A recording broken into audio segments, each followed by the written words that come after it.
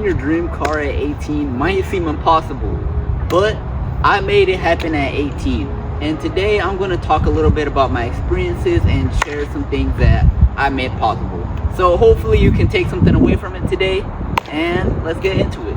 Hi, I'm Andy, and on A Vapor we talk about cars and self-improvement. And this is just a disclaimer. This video is not any financial advice or anything like that. I'm just talking about my experiences and sharing all the things that I went through and how I managed to get this amazing car. Let's get straight into it, guys. Alright, so let's talk a little bit more about budgeting now. Which budgeting is something that's very important, and it's going to get you to where you need to get to on that level. Because budgeting is something, I mean, really throughout your whole life you're going to need to use it, but especially right here for your car, you're going to need to use it a lot. So I'll set yourself, a certain amount of money that you want to save up, and start thinking about what kind of car you want. Obviously, don't go too crazy with it, and we're going to talk a little bit more about that later on. But in terms of just budgeting, that means just saving your money. I'm not saying don't spend your money at all. Like, if you still want to, go out every once in a while or do a little something, you can do it. But just make sure you're staying consistent and saving money, which is kind of what I was doing. At first, when I was 15, it was definitely hard, and I would spend a lot of my money, and I wasn't saving as much as I should have. Which I did save, but it wasn't as much as I could have saved, I guess you could say. So that's why I'm saying, before you get your paycheck or whatever money it is, don't instantly ball out and spend it. Try to save as much as you can. Or if you get a paycheck of $500, at least put like 50 towards your goal. If you can, and maybe even 100. Or if you're only getting 100 to 200 every paycheck, then just put 20 bucks. Whatever goal you can do, obviously. So yeah, budget, very important. Save money. Alright, so first off, you need to start making money. So what's the importance of income? Well, obviously income is how you're gonna get your car, right? And it's how I had to start. Now, if you're 18 already, you have more options available to you, but at the time when I started saving, I was 15, so it just comes down to how many options you have ultimately. So like I said, I started saving when I was 15 years old, and I would work with my mom because she has her own little business. So during the summer when I had time, I would work with her as much as I can. And when I was 16, I managed to get myself a little job. It didn't really pay that well, but I did what I could, and I saved what I could, like I said. So obviously it's very important to just make some money, and like I said, just use whatever opportunities you have available to you. If you have the opportunity to land a bigger job with more money, you can work hard, then use the opportunity. Or I don't know, if a manager at a restaurant or something, he can get you in as a server. Like if he's your uncle, or I don't know, then that's really nice. You have an easy way to get in, and to access that. So just use your connections wisely and to the best of your abilities, and that's one of the main ways you can get some income. Moving on though, we're going to talk a little bit more about, if you would like, doing a side hustle is also something that can help you out, because side hustles can get you that little bit of extra income that, if you're just, you can literally just have a job that, all that money that you're getting from that job, you can literally, if you need to spend it or like pay rent or do whatever you need to do, you can have that money. And then you can also just have a side hustle on the side, obviously. Just have a side hustle, and that money can go towards your car. Ideally, for me, preferably, I did a mix of both.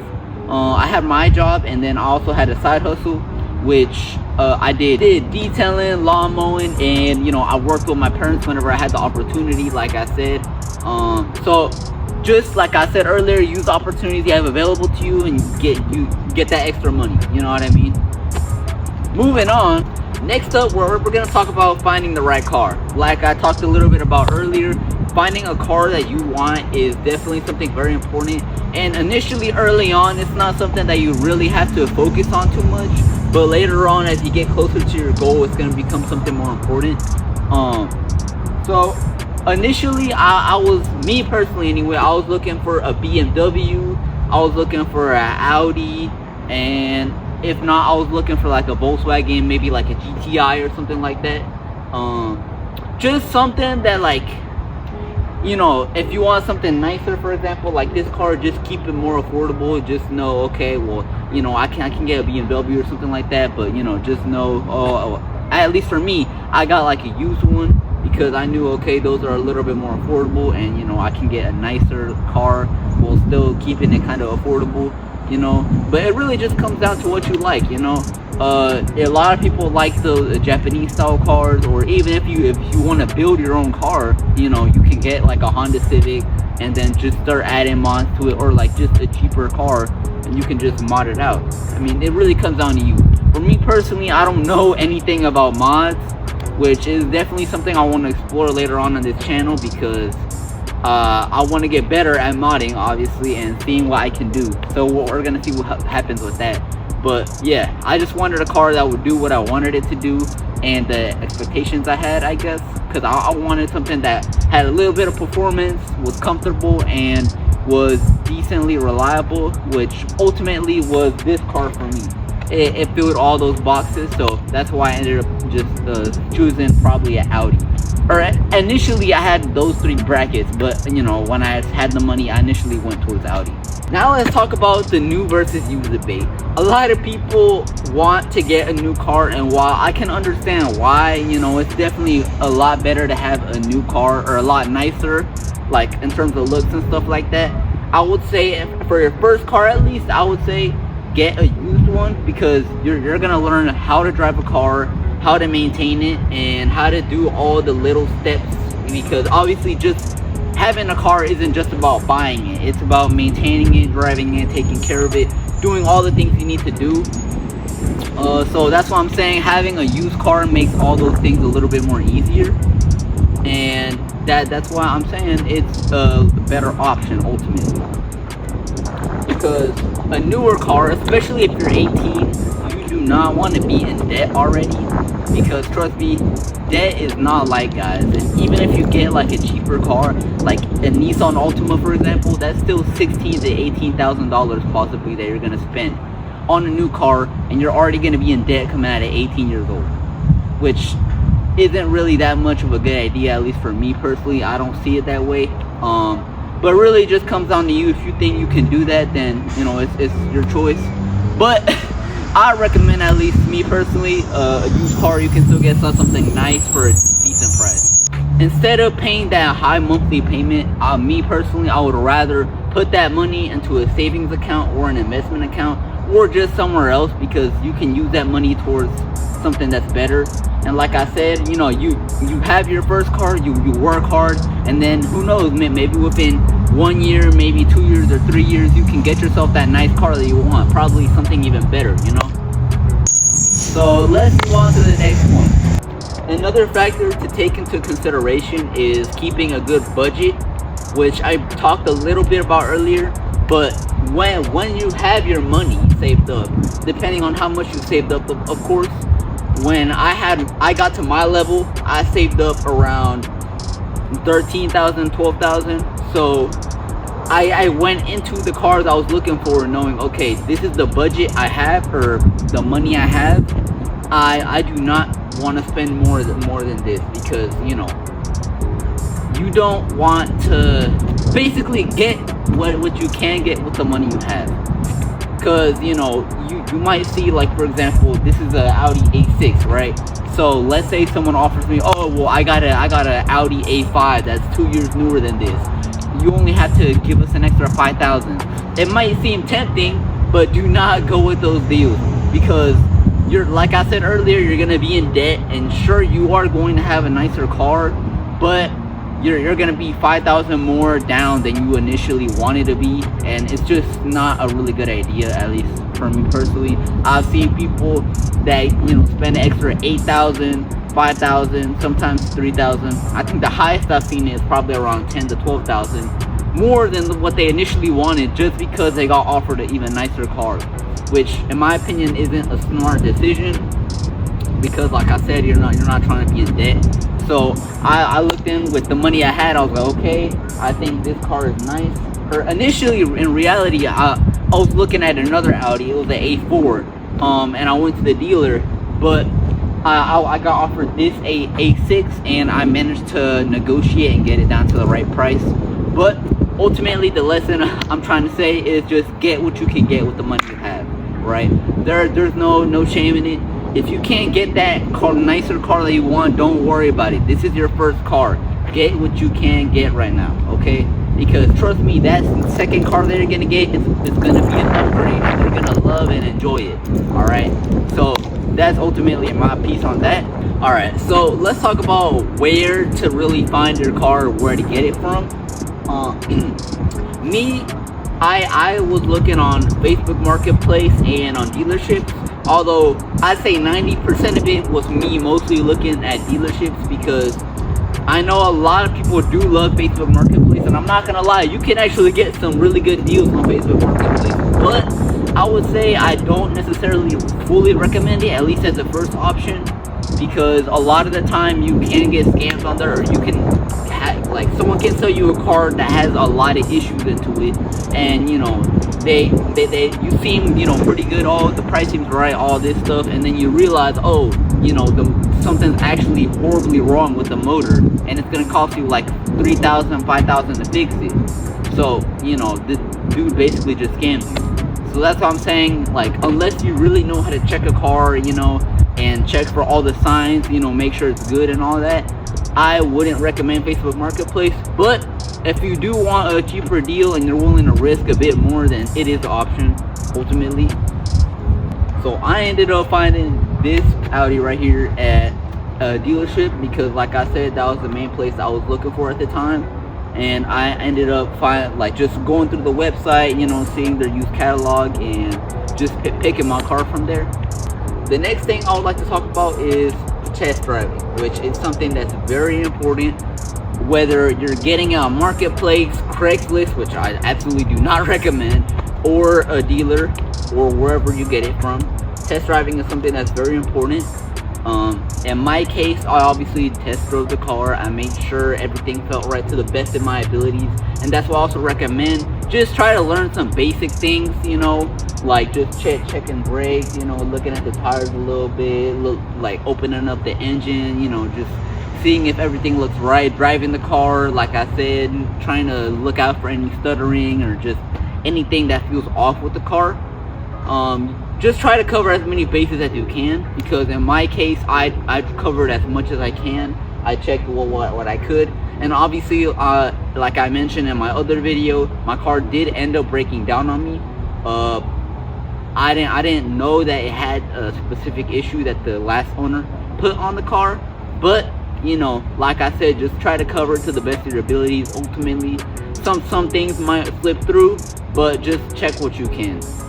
And another little tip that I would actually like to say is to get your car inspected if it's possible, because like a mechanic, for example, can check the car out and see if there's anything wrong with it, and it can really tell you, you know, like to give like a little diagnosis, like, hey, this is wrong with the motor, or the car has this problem, and you can, you know, talk with the dealer or whoever you're selling it to, hey, like the car has this problem, like, you know, it'll help you negotiate with them. Or, you know, it could be a deal breaker for you if the car has like a certain engine problem. Like, oh, okay, I'm glad I knew that, because I was gonna buy the car, so now, you know, obviously I'm not gonna buy it. But yeah, I know it's a pain, but you know, it's something that I do recommend. And I didn't do it when I bought my car, but you know, I'm probably do it on my next car, because you know, it really can't hurt you, you know, even if it is a pain to pull out a mechanic. You know, it's something that can only help you out. Even if nothing's wrong with the car, it's good that you ultimately did it. All right, so next up, we're gonna talk about actually buying the car. So in terms of buying this car, like I talked a little bit about earlier, I negotiated the price down. This car originally was more than what I bought it for, obviously. And another thing that I'm also tell y'all, I do recommend saving up and buying in cash. Now obviously, the whole little experience that I gave you right now was with me saving up cash the whole time, which I'm assuming most of you are gonna do as well. But you know, if you are planning on financing it or taking a loan or anything like that, I'm gonna just say cash, at least for negotiating, is the best option, because Wait, you can negotiate, like I said, with the dealer or with the specific salesperson more, because when you're buying it in cash, they're more willing to give you a margin, I guess you could say, on the car. So I ended up saving about $3,000 on this car because I negotiated with the dealer, and I told him, hey, I'm buying the car in cash, and you know, this, and we talked about certain things, and I told him the budget I had for the car, so they were willing to work with me to a certain degree. So yeah, always another thing, negotiate with the dealers, try to get the car as low as the price as you can. Even if you only save $500 or $1,000, that's still $500 to $1,000 that you saved that you can spend on, you know, maintenance on the car or just something else, you know, that you can still put towards the car ultimately. Always negotiate, guys. And obviously after that, it's just finalizing the sale. So just making sure you get your plate, your registration, getting your insurance, all that stuff. Especially if you get your car when you're in high school, definitely make sure to get yourself some insurance and have your name on the policy, because most of the time, if you want to have your car at school and, like, you know, get your parking sticker or your ticket or whatever you call it, then you do need to be on your parents' policy. And in terms of that, for insurance, I would recommend that you make a separate policy, that your parents make a separate policy just for them and you. That way you can save a lot of money on insurance as well as your parents. That's what I would recommend. So when you get the car, it's not just about buying the car, obviously. There comes maintenance, you know, gas and other surprise costs that can happen along the way. So I definitely think that you should take that into consideration when you're getting your car, and it's something that I thought about. Obviously, I didn't know all the finer details of it, but you know, it's just something to think about. And in terms of the car you want to get, obviously, so like a car like this, it takes premium gas. So no matter how I drive or what I do, it's always going to be more expensive than, you know, a normal car. So another thing to take into consideration is your miles per gallon. How much are you spending? And, you know, in terms of driving, how fast are you driving, how much do you drive in general. Those are all factors that you have to take into consideration when it comes to that. And in this one specifically, I spent about, I'd say, $30 a week in terms of gas, 30 to 40. But, you know, depending on what kind of car you have, it can be anywhere, like I said, from $20 up to maybe even 60. But like I said, it just depends on how you drive. But it's definitely something that you should take into consideration. Definitely always have some money saved apart, because there's always an emergency that can happen. You never know. And I know it may seem like nothing's ever going to happen, but there's always a possibility that something can happen ultimately. Like in my case, I was coming back from work, I was on the freeway, and my car broke down on me. But I was lucky to have some money in my emergency fund so that I could ultimately end up fixing my car, because if I didn't have that fund, it would have been game over. So yeah, I'm glad that ended up working out. But yeah, always have some money saved up for an emergency fund, because it's something that is going to save you in the long run, trust me. No matter what the issue is, even if it's just maintenance that you need to do, having some money set apart for that is definitely a smart decision, and something that you should definitely take into consideration as well. And that's how I ended up buying my first car at 18. It wasn't easy. I had to work very hard, and it was very time consuming, and obviously there was a lot of effort involved into it. But I ultimately made it happen through being smart and working hard. And you can too. Like I said, that's why I'm here, to share my experience and everything that I did to get to that point. So hopefully you can take something away from it all. And I hope that you found this video helpful, and that you can most definitely achieve your dreams just like I did, at least a step in those. If you found this video helpful, hit that like button. Actually, smash that like button. Subscribe for more car and self-improvement content, and you can actually join our community. If you want to be in our community, feel free to join our Discord server so that you can interact with HVM members and also my community, so you can encounter like-minded people. Also, let me know in the comments, what is your dream car, guys? Alright, stay vaporous, and I'll see y'all in the next one. Y'all have a nice day. Hey guys, Editing Andy here. I just want to thank y'all for watching the video, but just for y'all, I'm gonna give y'all a little bloopers from the first time I tried recording this video, so I hope y'all enjoy that. And y'all have a nice day.